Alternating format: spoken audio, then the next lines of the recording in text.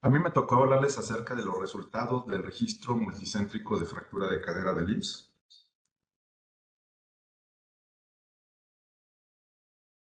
En cuanto a la declaración de conflicto de interés, pues recibimos apoyo económico por parte de la Red Transversal de Investigación en Personas Mayores y Envejecimiento. Y este es el orden del día que vamos a llevar el día de hoy. Para empezar, pues en América Latina es una de las regiones con envejecimiento poblacional más rápido a nivel global. Y simplemente en México, en este año, tenemos una expectativa de vida de hasta 75 años aproximadamente.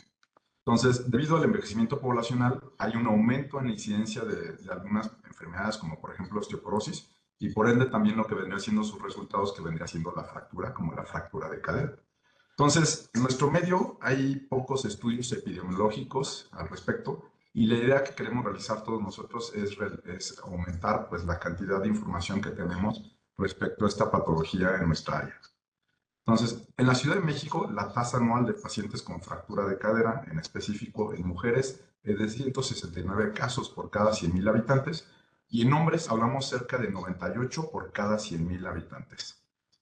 Sabemos que, por ejemplo, en el 2005 tuvimos una cantidad de fractura de cadera en México de casi 30.000 fracturas de cadera, pero esperamos que para el año 2050, con envejecimiento de la misma población, tengamos cerca de 156.000 casos aproximadamente. Entonces, pues realmente la cantidad de casos van a aumentar considerablemente en los próximos años. Entonces, internacionales en la atención de pacientes con fractura de cadera, que ya hemos hablado a lo largo del tiempo en estas charlas, pero existe cierta variabilidad en la misma literatura, y es que necesitamos cierta adaptación a las necesidades a nuestro mismo sistema de salud. Por otra parte, pues la idea de estos registros de fractura de cadera es que permitan que nosotros podamos comparar esos estándares clínicos a nivel local, pero también a nivel nacional e internacional, con el fin de buscar una mejor práctica médica. Y ya diversos países cuentan con un registro nacional de fractura de cadera, y esto le permite sobre todo para que los tomadores de decisiones tengan herramientas para poder hacer las modificaciones respectivas para los mismos sistemas de salud como tal. Entonces, pues sabemos que existen limitaciones para estos registros. Una de ellas es que no se recopilan las variables a detalle como nosotros quisiéramos, como por ejemplo recopilar por qué fue la mortalidad, o algunos casos en específico. Y lo otro es que sí existe un factor de confusión, y es que sabemos que nuestros pacientes geriátricos, al final de cuentas, todos tienen una forma de envejecer totalmente diferente y siempre se termina individualizando el manejo, de tal forma que no todos los casos se terminan tratando de la misma forma en los diversos centros hospitalarios. Y por otra parte, pues generalmente tiende a existir una mayor carga, sobre todo para los médicos operativos que tienden a recopilar esta información al respecto. Entonces, ya hoy en día en diversos países se cuentan con registros, como por ejemplo el de Inglaterra y Gales, que fue prácticamente uno de los primeros registros que se llegan. Fue el primer registro, uno de los primeros registros que realmente empezaron a desarrollarse. También se encuentra el de España, Holanda, Escocia, Australia y Nueva Zelanda y Alemania, entre otros también. Pero las características que tienen es que ya existen como asociaciones a nivel internacional que lo que buscan es que generalmente la información que se llega a recopilar al respecto sea muy parecida o al menos nos permita comparar la información. Y un mínimo de datos en los cuales nos dan como ciertas características en específica de estos registros para que se pueda llegar a comparar. Y justamente pues, nuestro registro lo desarrollamos en base a las recomendaciones de FFN en su momento, porque se actualizan a final de cuentas. Entonces, les pondré algunos ejemplos, como por ejemplo el Registro Nacional de Fractura de Cadera de España. Ellos, para el año 2022, ellos contaban con 61 hospitales y casi con una muestra de cerca de 10.000 pacientes aproximadamente. Ellos iniciaron en el 2016 aproximadamente, y en este registro, que ha ido evolucionando a lo largo de mucho tiempo, por ejemplo, van comparando sus variables, ¿no?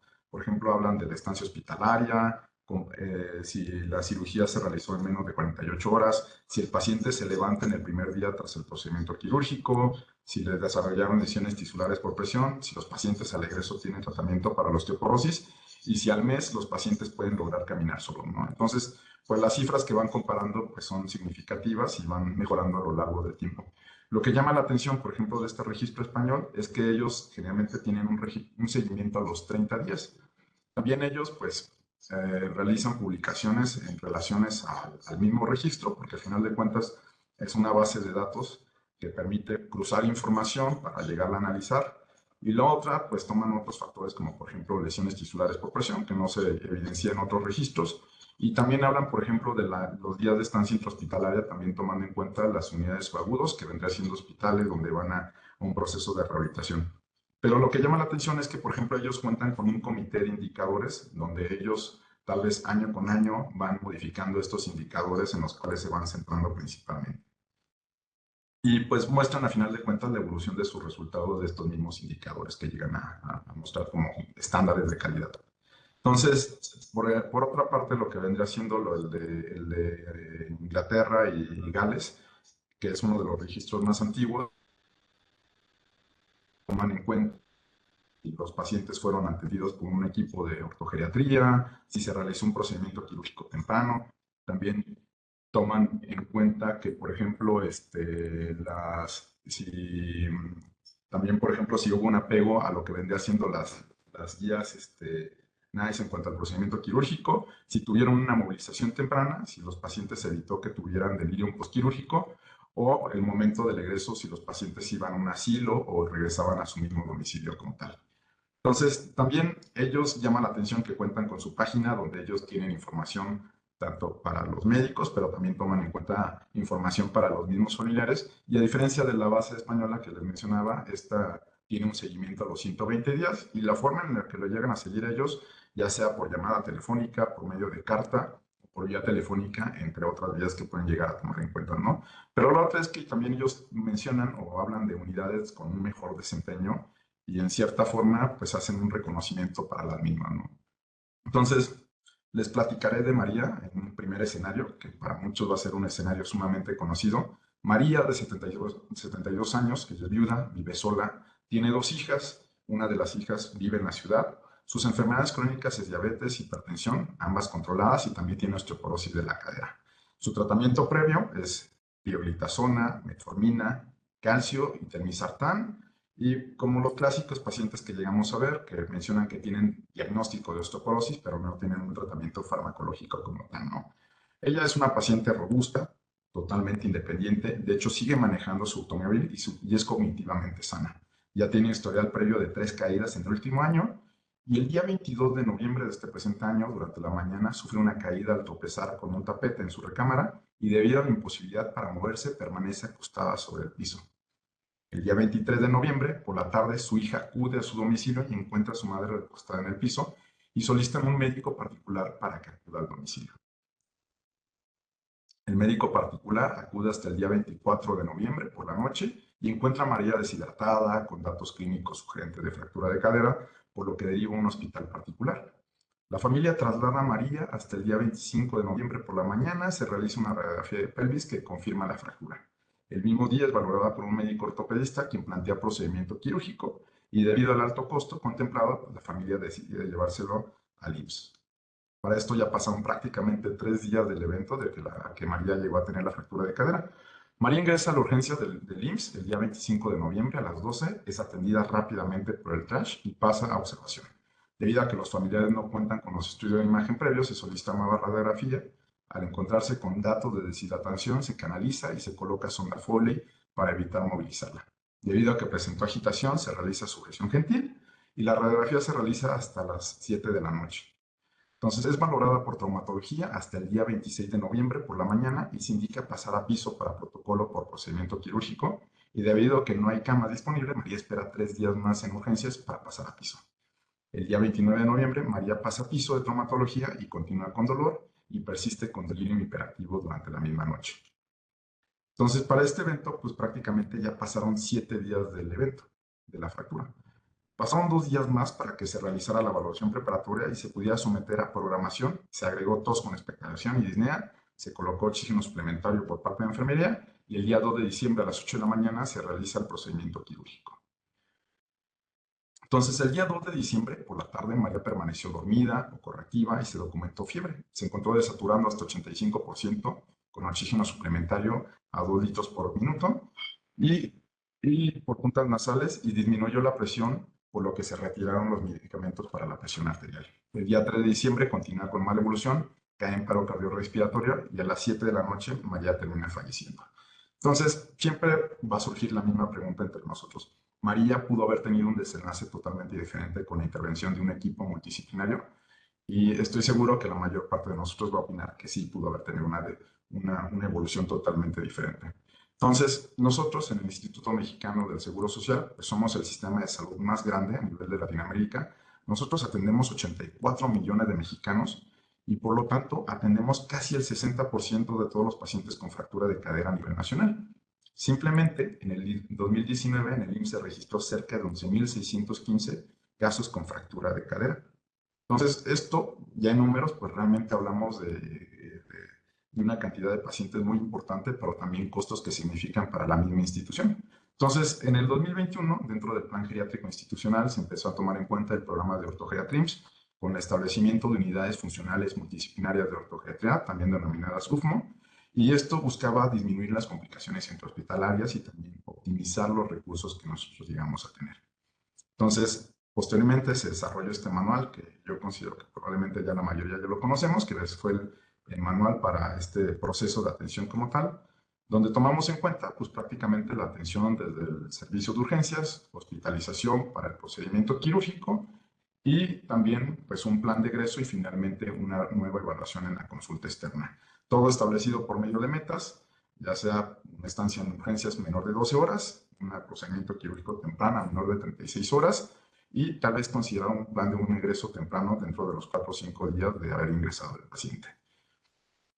Entonces, la estrategia de OrthoGeriatrics ha disminuido la tasa de mortalidad en los pacientes mayores de 65 años, en los pacientes, en los hospitales que se ha implementado, en los 32 hospitales considerablemente, a comparación del paso del tiempo, a final de cuentas. Entonces, pues lo que hacemos termina funcionando y tiene una gran efectividad. Entonces, el registro multicéntrico de fractura de cadera del IMSS, a final de cuentas, termina naciendo o desarrollándose ya prácticamente desde el principio del año 2022, pero logramos ya el registro institucional a partir de octubre del 2022. Ya se han realizado diversas enmiendas, alrededor de tres enmiendas que se han llegado a realizar para modificar el protocolo y también para agregar nuevos investigadores. Y por otra parte, pues ya solicitamos la nueva reaprobación del protocolo para desde noviembre del presente año. Ya en los próximos días ya nos van a dar la resolución como tal, que va a terminar siendo a favor. Pero también les quiero platicar que pues, logramos un apoyo económico de la Red Transversal de Investigación en Personas Mayores y Envejecimiento por parte del IMSS, con un apoyo económico cerca de 600,000 pesos aproximadamente, con los cuales logramos pues, conseguir equipo que incluía equipo de cómputo, dinamómetros, colchones de presión alterna, tabletas y también andaderas, entre otros apoyos que se logró realizar, ¿no? Pero por otra parte, pues creo que lo más importante también fue pues, la generación de esta plataforma que nosotros utilizamos, que vendría siendo la página web donde podemos subir los casos y podemos llegar a modificar los casos a lo largo del tiempo y donde ya hemos realizado también ciertas modificaciones de esta plataforma con el fin de volverla un poco más amigable, aunque creo yo todavía podemos hacer modificaciones para que sea mucho más fácil de utilizar a final de cuentas. Cabe resaltar que este apoyo económico prácticamente ya se cerró, ya metí la documentación para estas fechas, entonces pues estamos esperando la resolución. Yo como representante a final de cuentas de este apoyo económico, yo espero que ya nos den la resolución próximamente. Entonces, inicialmente participamos 24 unidades, ya hoy en día somos 26 unidades. Pero de las 24 unidades participaban tanto hospitales de segundo nivel de atención y de tercer nivel de atención, y también participaban 44 investigadores asociados en Cirelsis. La verdad es que es una cantidad importante de investigadores. No pudimos meter a todos, inicialmente habíamos metido a todos, pero la verdad es que ya en cuestión de logística para conseguir las firmas, para modificar alguna parte del protocolo, la verdad es que era sumamente tardado. Entonces preferimos solamente colocar nada más un investigador responsable, a final de cuentas, en cada una, dentro de la misma plataforma de Cirelsis. Pero hay que reconocer que la verdad es que la participación de los que llegan a estar aquí, pues es mucho más, ¿no? Que es un equipo de colaboración muy importante que va desde médicos residentes, médicos operativos en cuanto a rehabilitación, geriatría, traumatología, anestesiología, entre tanto, ¿no? Y enfermería geriátrica y obviamente pues me falta mencionar a bastantes, pero pues la cantidad de equipo que participa para la realización de este registro es es muy grande. Entonces, el objetivo de este registro pues, fue describir los estándares de atención de fractura de cadera en los diversos centros hospitalarios en México. Entonces, fue un estudio descriptivo, observacional, prospectivo y longitudinal que se incluyeron a pacientes que tenían fractura de cadera por fragilidad.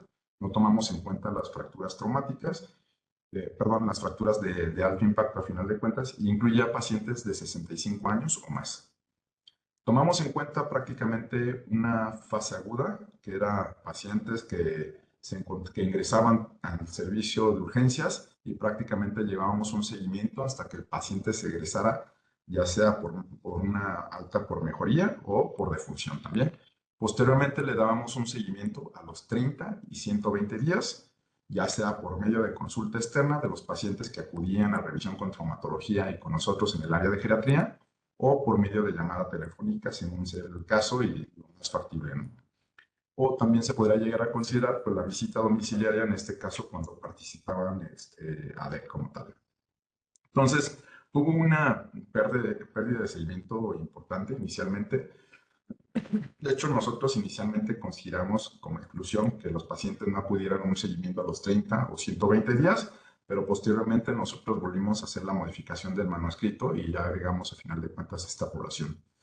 Entonces, nosotros logramos la primera publicación precisamente en este año, que fue información que correspondería de noviembre del 2022 hasta octubre del 2023, con una N de 1042 pacientes. Pero hay que reconocer que precisamente fue un proceso donde se estaban organizando estas UFMO y por lo tanto, pues los resultados fueron los siguientes. Generalmente el perfil de pacientes que nosotros llegamos a ver son mujeres autónomas de la comunidad, de la octava década de la vida, que presentaban una caída en su domicilio. Eh, Ellos tenían alta probabilidad de fragilidad y de sarcopenia, medido por SARC-F y por FRAIL.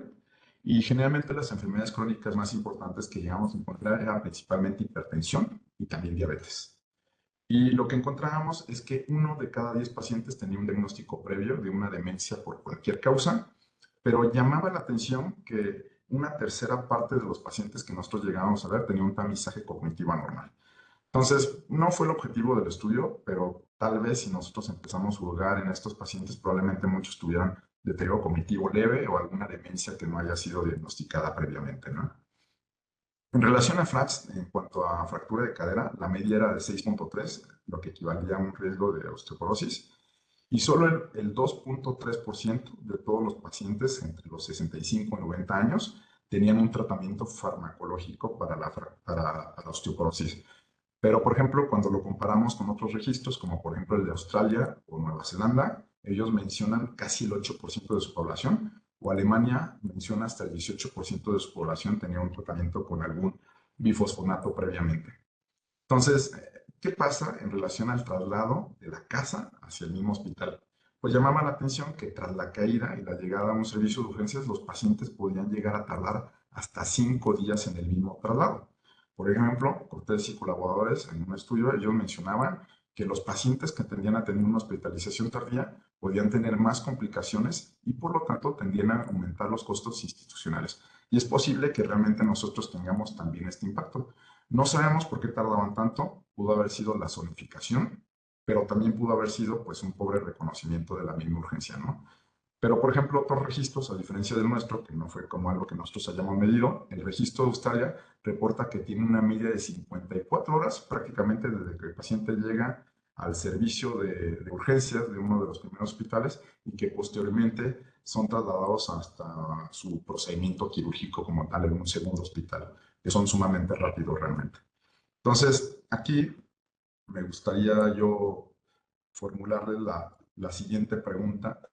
Lo pueden escanear por medio del código QR. ¿Por qué piensan que los pacientes podrían llegar a tardar tanto en llegar a los servicios de urgencias, ¿no? Y puede ser por la zonificación, es decir, que un paciente pase de un hospital a otro para llegar a un servicio de urgencias de un hospital donde lo van a llegar a realizar el procedimiento quirúrgico. O también puede ser porque los familiares no reconocen que es una urgencia o que primero acuden a un médico privado y que por los costos terminan teniendo una acudir a una institución pública o simplemente sea por alguna otra causa. Entonces, Los dejo un momento en lo que escanean el código QR y pueden contestar la encuesta y ahorita la actualizo.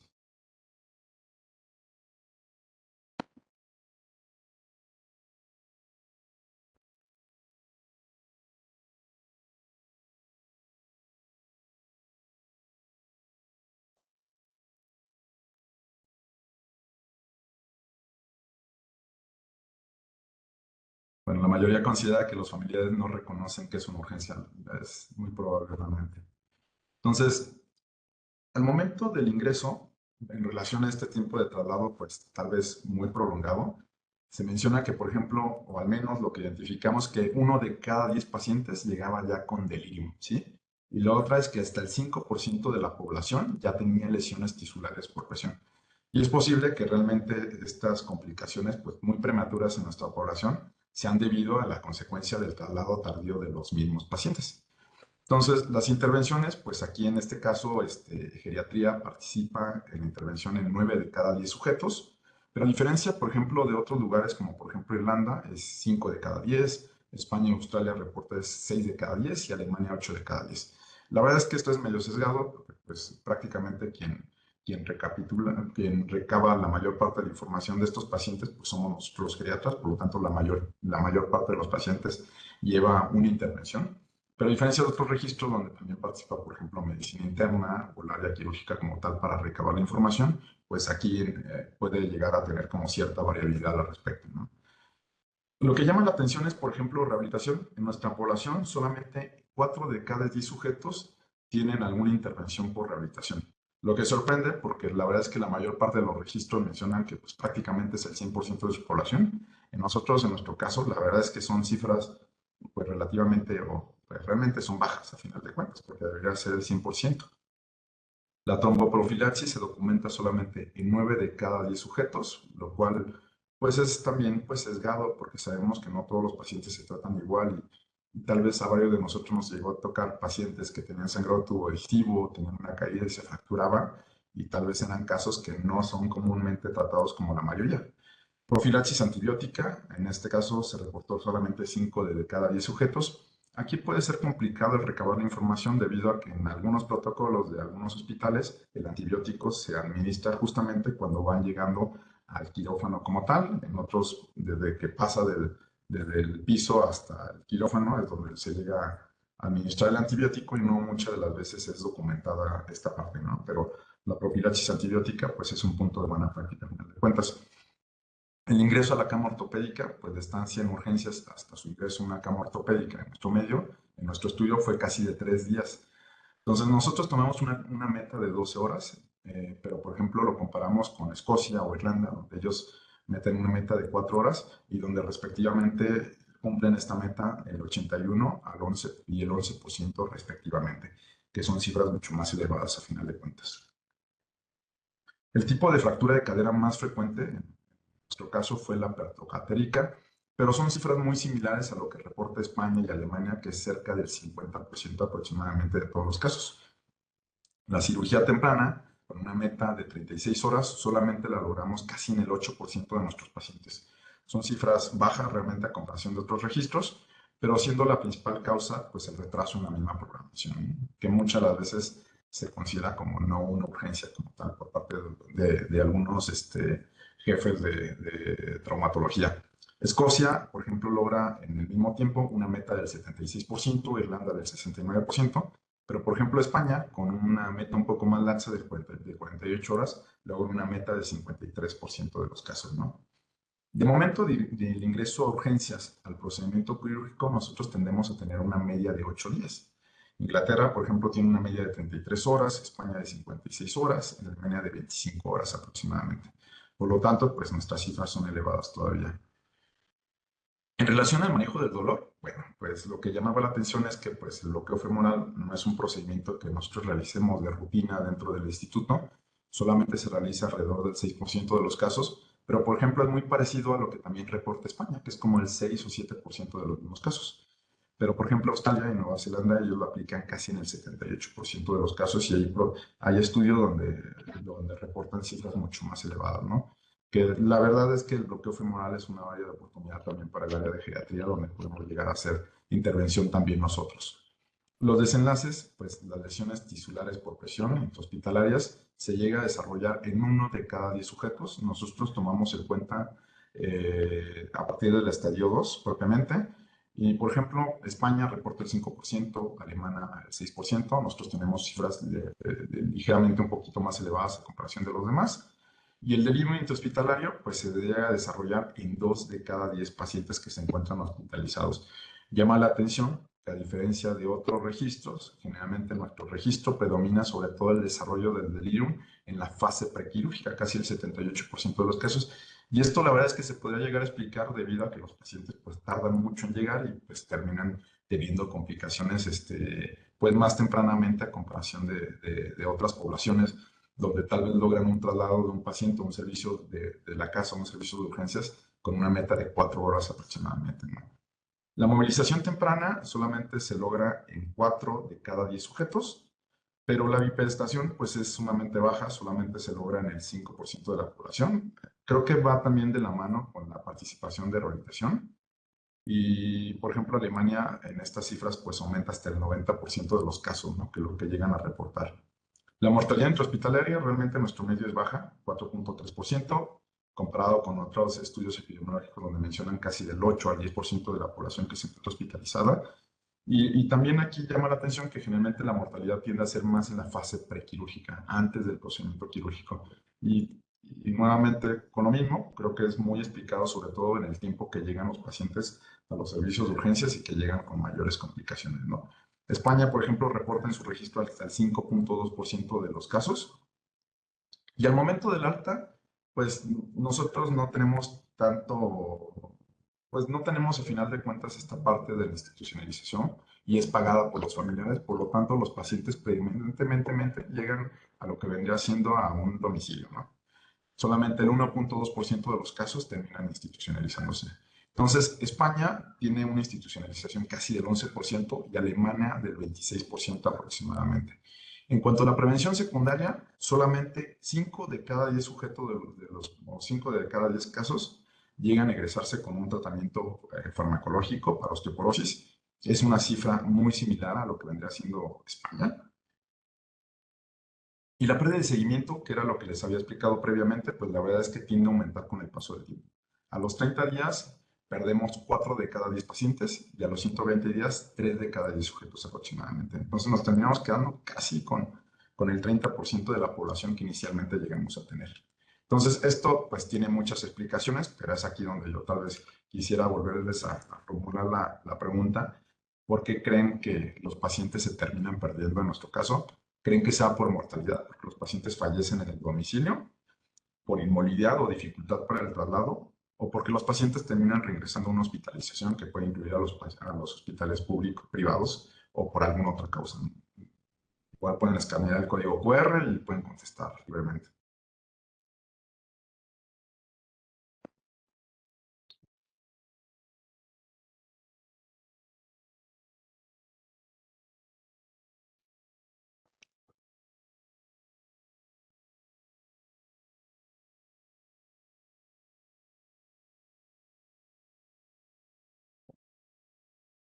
Poquitas respuestas. Mencionan que inmovilidad y dificultad para el mismo traslado. Estoy de acuerdo. Entonces, en relación al seguimiento, la verdad es que pensábamos que realmente la cantidad de pacientes, o al menos que, que realmente perdíamos muchos casos, pero la verdad es que cuando lo empezamos a comparar con otros registros, como por ejemplo el de Alemania, ellos prácticamente solamente logran el seguimiento del 45% de los casos a los 120 días. Nueva Zelanda a los 30 días el 85% y a los 120 días el 80%, que son buenas cifras, ¿no? Australia a los 30 días sigue el 54% de los casos y a los 120 días hasta el 43% de los mismos casos. Entonces, prácticamente toda la literatura lo menciona, conforme va pasando el tiempo se van perdiendo estos casos y a los 30 y 120 días, al menos de la población que seguimos, la mayoría tendía a tener una dependencia moderada y una baja movilidad. El lugar de residencia terminaba predominando el domicilio, pero por ejemplo, cuando lo comparamos con Alemania, donde si recuerdan ellos prácticamente al momento del egreso, solamente el 11% de los casos se terminan llevando a un asilo. En este caso, a los 120 días, casi el 40% de esa población termina en el 40% de la población solamente vive en la misma casa, ¿no? Entonces, la continuidad de la prevención secundaria a los 30 y 120 días solamente se logra en 5 de cada 10 sujetos y es muy parecido a lo que maneja España a final de cuentas. A los 30 días solamente continúan con el tratamiento 5 de cada 10 pacientes. Entonces, las limitantes que nosotros tenemos, pues que la población no representa la situación actual de todo el país, que existe también una sobrecarga para los mismos médicos operativos. Es decir, el hecho de tener que juntar más información de repente puede ser mucho más difícil, y el hecho de subir la información a la plataforma muchas de las veces puede existir infrarregistro de lo mismo.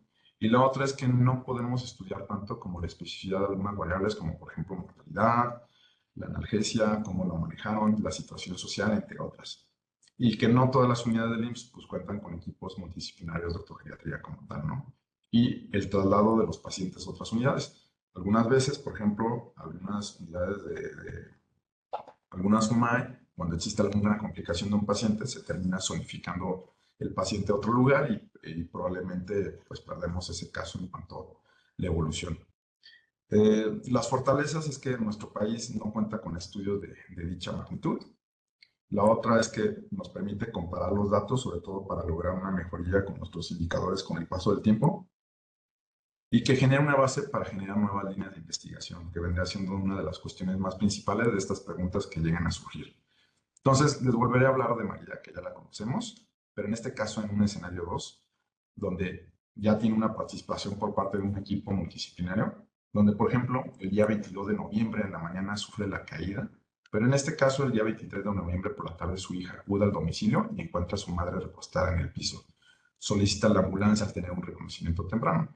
Ingresa un servicio de urgencias el día 23 de noviembre a las 7 de la noche y ingresa al TRASH, donde se realiza una radiografía de pelvis, se detecta la fractura de cadera, se solicita valoración por traumatología y geriatría, anestesiología realiza un bloqueo femoral para mejorar o para manejo del dolor, y se programa para un procedimiento quirúrgico y pasa de urgencias a un quirófano el día 24 de noviembre por la mañana a reconocer que es un procedimiento de urgencia.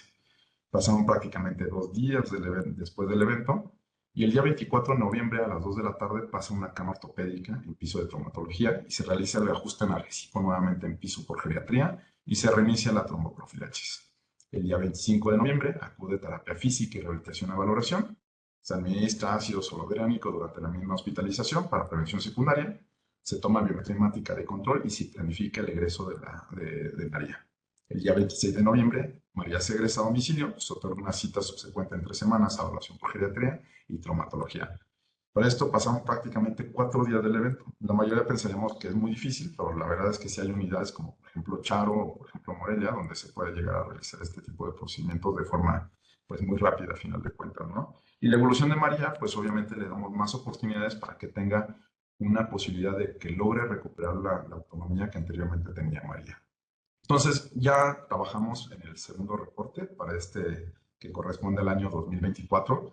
Hasta la semana pasada teníamos una muestra de 1,151 pacientes, un poco más que el año pasado. Y la idea es realizar el corte precisamente en 31 de diciembre. Y pues la verdad es que el hecho de depurar la base cuesta un poco, y sobre todo el desarrollo del manuscrito como tal. Entonces, pues si hay voluntarios que quieran participar dentro del mismo registro de los que ya participamos en recabar la información, pues la verdad es que son bienvenidos a final de cuentas para participar. Entonces, la propuesta que tenemos también es que generemos una mesa de trabajo, sobre todo con el fin de dividir la carga de trabajo que se puede llegar a generar, y también invitar a más unidades del Instituto Mexicano del Seguro Social para participar. Ya hay algunas unidades que están en proceso todavía, y la otra es que pues podemos realizar pues replantear algunas variables que podemos llegar a modificar, tal vez quitar algunas que consideramos que está de más y que aumente la carga de trabajo, o agregar otras que consideramos que tengan una mayor importancia, ¿no?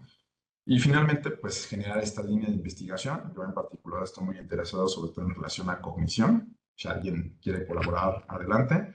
Tal vez habrán algunos que les interesen también las cuestiones sociales. Y por otra parte, pues también hay algunos, como por ejemplo Joel, que está interesado en sarcopenia y ya tiene un protocolo en relación al hecho de utilizar los dinanómetros que se lograron conseguir para este mismo registro de fractura de cadera. Entonces, como conclusiones, dentro de este primer reporte, pues el fenotipo de individuos son mujeres de la octava década de la vida, autónomas que sufren una caída en domicilio.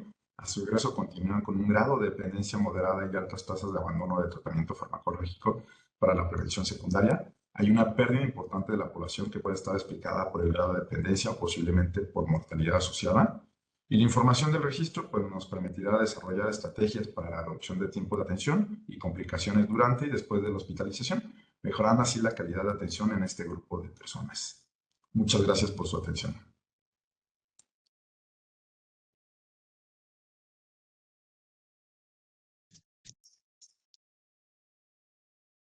Pues muy buena resumen sobre el artículo, Tavo. Tuvimos 123 asistentes, tenemos algunas personas de Argentina. Por ahí tuvieron problema con la constancia, algunos. Ya tomé ahorita el dato para ver si podemos expedir después la constancia. Y hasta el momento, fíjate que no ha habido ninguna pregunta. Yo creo que es interesante como las conjeturas que uno puede hacer, ¿no? Sobre lo que platicabas, el tiempo que tardan en llegar a urgencias. Yo en lo particular, por ejemplo, en la clínica donde estoy, en la 180, atendemos algunas clínicas que están hasta 3 horas del hospital. Entonces, es lo que nos dicen cuando los contacto por teléfono a los familiares, es lo que me dicen, ¿no? ¿Sabes? Llevar al paciente con fractura de cadera 3 horas en camino, la verdad es que es complicado. Y estoy seguro que otros compañeros tienen situaciones muy peculiares en sus unidades. Sí, bueno, la verdad es que pues sí surge como muy importante como la pregunta de por qué tardan los pacientes en llegar a final de cuentas, ¿no? A los servicios de urgencias. En particular, nosotros hemos sondeado algo y de repente muchos de los pacientes realmente es porque tienden a atenderse en medio privado inicialmente, pero ya cuando aumentan los costos, bueno, los costos para las mismas familias deciden más bien hacer el trámite. De hecho, en lo particular, varios pacientes fueron como de, las familias tardaron en hacerle el trámite para ingresarlos al IMSS, ¿sí? Y ya Sí. posteriormente realizar el procedimiento más bien aquí. Entonces, se terminan complicando. Entonces, yo creo que varios de los pacientes terminan siendo más difícil la atención durante la misma hospitalización, pero sobre todo porque llegan más complicados. Es como una de las características más bien. Sí, pues entre más tiempo duren en llegar a la cirugía, pues más complicaciones va a haber, ¿no? Y ese es precisamente el desarrollo por una meta de una cirugía temprana. Exactamente. Pues la verdad es que es más que nada un trabajo en equipo. A final de cuentas, pues yo creo que esta base nos ayuda para todos. A final de cuentas podemos hacer como el cruce de la información y yo creo que sí deberíamos de aprovecharla bastante y obviamente pues meter los casos que sean correspondientes y pues la idea es como generar esta línea de investigación allá al respecto, ¿no? Ya hay algunas preguntas en el chat, pero me gustaría preguntarte antes, que es una duda personal que yo tengo, es que tu unidad pues tiene muy buenos números, es de las que más sobresale en tiempos prontos de cirugía y todo esto, y pues preguntarte cómo es que lo has logrado para ver si a los demás nos puede servir un poquito el tip. Pues yo siento que depende mucho más de la carga de trabajo también, ¿no? Y que lo llegamos a platicar en algún momento. No es lo mismo un UMAE que, por ejemplo, un hospital de zona. Aunque la verdad es que, pues, la actividad que realizas tú, por ejemplo, en un hospital de zona donde tal vez no recibes tantos casos de pacientes con fractura de cadera, pues te permite como, bueno, individualizar y acelerar un poquito más el proceso a final de cuentas, ¿no? A comparación de otras unidades. Creo que en parte es eso, pero la otra es que al menos mis jefes o mis directivos, pues ya en cierta forma ya hemos trabajado en conjunto ya desde prácticamente el 2018 más o menos, ¿no? Entonces, por ejemplo, el jefe de traumatología ya está muy consciente y pues él trata de agilizar todos los procedimientos a final de cuentas, ¿no? Y apoya bastante realmente, ¿no? Pero creo que influye mucho la carga de trabajo, que obviamente pues también los médicos operativos en un hospital de zona pues no solamente valoramos solamente un paciente, tenemos consulta, hacemos otras actividades, ¿no? Pero depende mucho de la organización a final de cuentas, ¿no? Nos comenta la doctora Ana, de que en su unidad también el médico que ve 22 pacientes en consulta, también tiene que estar temprano a ver los de trauma y las interconsultas. Lo que platicabas al final de cuentas, ¿no? Yo creo que la carga de trabajo tiene que ver. Claro. Y nos preguntan si hay algún plan para involucrar anestesiólogos y tu opinión sobre iniciar antirresortivos desde que llegan a urgencias. Entiendo que antes de la cirugía. Bueno, primero, involucrar anestesiología. Como tal, la verdad es que Desconozco, creo que sería una parte bastante importante, pero institucionalmente no sé si se ha tomado en cuenta realmente eso. Pero yo, por ejemplo, en mi hospital, pues prácticamente yo le presento a los pacientes anestesiología, ¿no? Y es una forma muy coordinada. De hecho, en mi hospital, por ejemplo, yo ya no tengo que, o sea, presento a los pacientes en relación a las comorbilidades y los ajustes que yo llego a realizar, pero muchas de las veces ya, por ejemplo, el urgenciólogo ya pide la evaluación directamente de anestesiología, no tanto como en el fin de hacer una evaluación preanestésica, sino más bien con el fin de hacer un bloqueo ya femoral de forma temprana para el manejo del dolor de los pacientes, ¿no? Entonces, creo que en cierta forma ha sido como ese proceso que nosotros llamamos geriatrizar otras áreas. Y creo que en el hospital hemos tenido como esa facilidad, al final de cuentas, de llegar a realizar. Pero es acercarse, yo creo que es como el diálogo directo del cara a cara con otras ramas, sobre todo para llegar a tener esta intervención directamente y como mostrarle la importancia, al final de cuentas, ¿no? Y relación a este tipo de tratamientos previo al procedimiento quirúrgico, la verdad es que sí lo he revisado en la literatura, pero no lo he aplicado. La verdad es que generalmente más bien el tratamiento, nosotros aplicamos ácido zoledrónico en los pacientes prácticamente al momento del egreso. Es lo que contemplamos, sobre todo porque hemos visto que muchos pacientes terminan abandonando el tratamiento farmacológico, ya sea por desabasto o simplemente porque no le dan importancia, ¿no?, al tratamiento posteriormente al mismo egreso. Por lo tanto, pues aplicamos más bien el ácido solénico. Teníamos antes el problema de que los traumatólogos le tenían el miedo de cómo le iba a ir al paciente cuando administraba ese ácido soledrónico después del procedimiento quirúrgico, pero creo que ya ha sido algo que ya hemos pulido con el tiempo y ya afortunadamente ya no tenemos ese problema y lo podemos administrar en conjunto. Sí, al menos en la lista de cotejo de ortogeriatría pues viene la aplicación postquirúrgica, ¿no? Del bifosfonato, que es parte como de las evaluaciones. Y nos comentan aquí pues que este tipo de estrategias pues han disminuido 3.5 días en promedio y que han tenido un impacto favorable. Ujú. Yo creo que pues obviamente uno ve las cifras del reporte, hay unas que a uno le gustaría que fueran mejores cifras, pero reconocer el problema es yo creo que lo inicial, ¿no? Y ofrece Sí. las áreas de oportunidad. Sí, estoy de acuerdo. Yo creo que lo primero que tenemos que saber es cómo estamos ahorita. Y obviamente en algún momento pues podemos ir modificando, mejorando en cierta forma, ¿no? Y lo que decimos que la carga de trabajo, pues sí, o sea, estoy totalmente de acuerdo, pero creo que el hecho de demostrar que sirve, pues genera como mayores oportunidades para que también otros compañeros, como en otros países, pues prácticamente nada más se dediquen al manejo de estos pacientes, ¿no? Y tengamos áreas de ortogeriatría como tal, propiamente. Claro, y pues bueno, recordar que esta variable de la dinamometría, pues ojalá la podemos incluir para las próximas, ver qué tanto disminuye la fuerza de aprehensión de entrada al egreso y tal vez qué tanto se recupera.